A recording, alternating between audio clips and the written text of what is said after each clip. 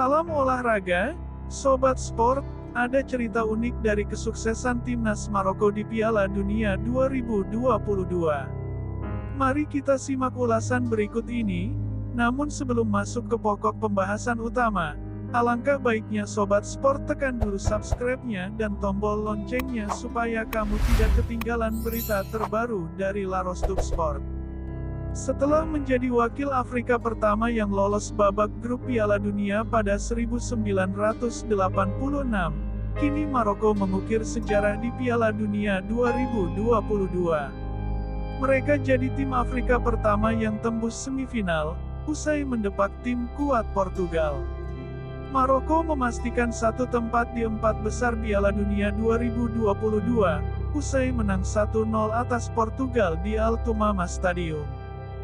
Gol Youssef En-Nesyri pada menit ke-42 menjadi satu-satunya pembeda.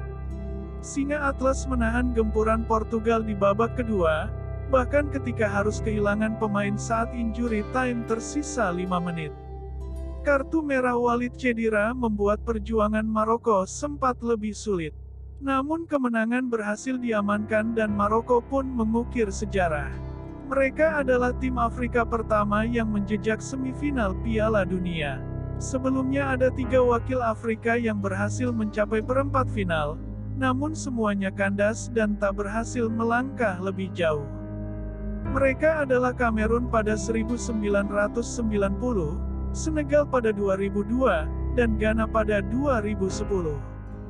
Meminjam istilah media-media Spanyol, Maroko adalah skuad Persatuan Bangsa-Bangsa PBB.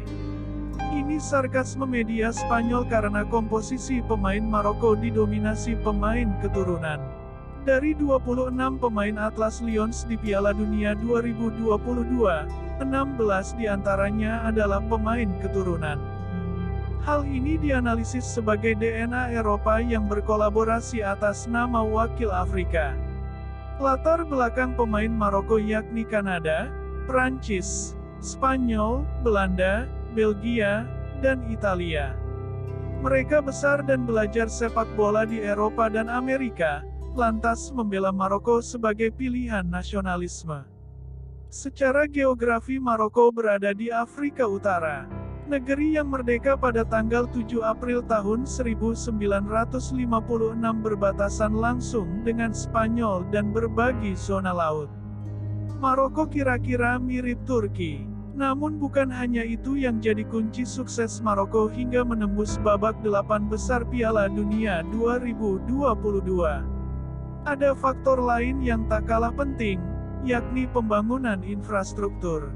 Pada era tahun 1970 sampai tahun 1980, Maroko pernah merajai Afrika. Mereka diperhitungkan karena bermain layaknya tim-tim Eropa yang dianggap maju. Kejayaan itu mulai luntur pada era 2000-an. Mengacu peringkat FIFA, posisi Maroko terus merosot. Sempat bertengger di posisi ke-13 dunia pada 1998, melorot drastis ke 81 pada 2014. Reformasi pun dijalankan. Sambil memperbaiki ekosistem sepak bola nasional, infrastruktur sepak bola dibangun. Salah satu yang dibangun adalah fasilitas sepak bola Maroko di lahan 30 hektar yang menghabiskan dana $65 juta. Dampaknya signifikan. Juara kompetisi sepak bola Maroko musim 2020-2021, Wydad AC menjuarai Liga Champions Afrika 2021-2022. Maroko kembali menonjol di benua Afrika. Walid Regragui dipinang Maroko pada tanggal 31 Agustus tahun 2022. Lelaki 47 tahun ini diminta memperbaiki internal timnas Maroko yang pecah di tangan Fahid Halilhodzic menjelang Piala Dunia 2022. Sejatinya Regragui bukan wajah baru di timnas Maroko. Pada 2012, setelah memutuskan gantung sepatu pada 2011, ia menjadi asisten Rachid Tausi hingga tanggal 1 Oktober tahun 2013. Federasi Sepak Bola Maroko (FRMF) sengaja menunjuk mantan kapten timnas ini sebagai asisten pelatih untuk generasi. Ini realistis sebab Regragui memiliki nilai terbaik saat kursus kepelatihan. 9 tahun melatih kapasitas bersama klub, Regragui dipanggil lagi ke Atlas Lions. Regragui dianggap sosok yang paling pas menangani timnas dalam situasi mepet ini. Regragui baru saja membawa Wydad AC juara Liga Maroko dan menjuarai Liga Champions Afrika 2021-2022. Ia juga baru ditasbihkan sebagai pelatih terbaik Maroko musim 2021-2022. Walid Regragui membuat Maroko tampil sebagai tim tangguh di Piala Dunia 2022. Langkah pertama yang dilakukan lelaki kelahiran Prancis ini adalah dengan memanggil kembali Hakim Ziyech dan Noussair Mazraoui yang dicoret Halilhodžić dari timnas. Setelah memanggil dua pemain yang terdepak di era sebelumnya, 2 laga uji coba ia minta pada September dan 1 laga pada November. Lawannya tim asal Amerika Selatan dan Eropa.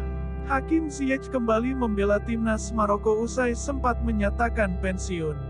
Hasilnya 2 negara Amerika Selatan, Chili dan Paraguay dihabisi dan bermain imbang melawan Georgia. 3 hasil ini membuat kepercayaan diri pemain Maroko meningkat. Salah satu legenda sepak bola Maroko, Nordin Amrabat menilai Regragui sebagai pelatih bertangan dingin.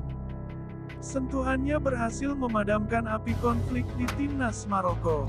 Rahasia sukses Maroko karena tidak ada pemain yang bersinar sendiri, one man show. Mereka semua bermain sebagai sebuah tim, kata Amrabat menggambarkan internal timnas Maroko saat ini. Regragui bisa menyatukan DNA Eropa, Amerika, dan Afrika para pemain. Kendala bahasa juga ia atasi dengan kehandalannya. Bahkan ejekan skuad PBB diubah Regragui menjadi motivasi. Sobat Sport, itulah berita kali ini. Jangan lupa like, comment, share, dan subscribe agar tidak ketinggalan seputar berita olahraga terbaru. Dan salam olahraga.